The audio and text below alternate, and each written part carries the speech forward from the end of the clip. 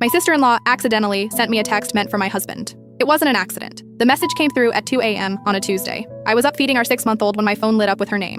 Can't wait for Friday. Same hotel as last time? I'll wear that thing you like. My hands went numb. I stared at those words until they blurred. Then came the follow-up, sent 4 minutes later. OMG, wrong person. So sorry. That was meant for Bennett. We're planning a surprise for you, and I was texting about party details. How embarrassing. Bennett was her husband, my husband's brother. The hotel thing was supposedly about decorations. I didn't respond. Instead, I opened our phone bill. My husband worked in sales, always on calls, so I'd never questioned the high usage. But now I started looking at the actual numbers. One appeared 52 times in the last month. I called it from a blocked number. She answered on the first ring. Hey, baby. I hung up. The next morning, my husband kissed my forehead before work like he did every day. Love you, he said, checking his phone. Always checking his phone. How had I never noticed? Love you too, I replied, feeding our daughter her bottle. That afternoon, I hired a private investigator. Cost $800 I didn't have, but I needed proof that would hold up. Not for my heart, which already knew. For the divorce lawyer. The PI called me 2 days later. I have what you need. They've been meeting at the Marriott downtown every Friday for 8 months. Want the photos? 8 months. Our daughter was 6 months old. I'd been recovering from an emergency C-section while he was checking into hotels with his brother's wife. I picked up the envelope that evening. Inside were 34 photos.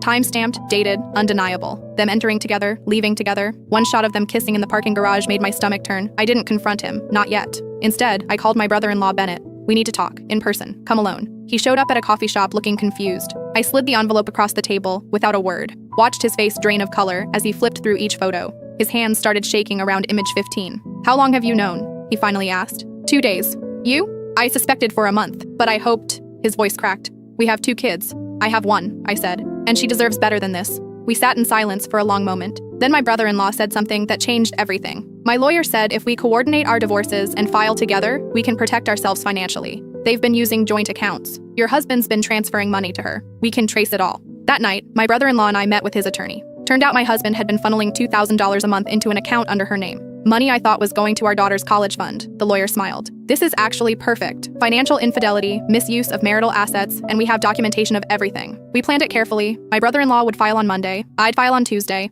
We'd request emergency hearings to freeze all accounts. They wouldn't know what hit them. Friday came, the day of their usual hotel meetup. My phone buzzed with a text from my husband. Working late, don't wait up. I replied, okay, drive safe. Then I sent a text to my sister-in-law. Actually, about that surprise party, can you meet me at your place at 8? Want to finalize details? Sure, she replied. Bennett's taking the kids to his mom's, so perfect timing. At 7:45, my brother-in-law and I pulled up to their house. We had our lawyers on standby. The papers were filed, the accounts were frozen, and in 15 minutes, we were about to serve them both. My brother-in-law unlocked the door with his key. We walked in to find her getting ready, makeup half done, wearing a red dress I'd never seen before. She saw us together, and her face went white. What are you? She started. Surprise, I said quietly. That's when my husband walked through the back door, holding flowers. I couldn't fit what happens next in this short video. Watch the rest down below.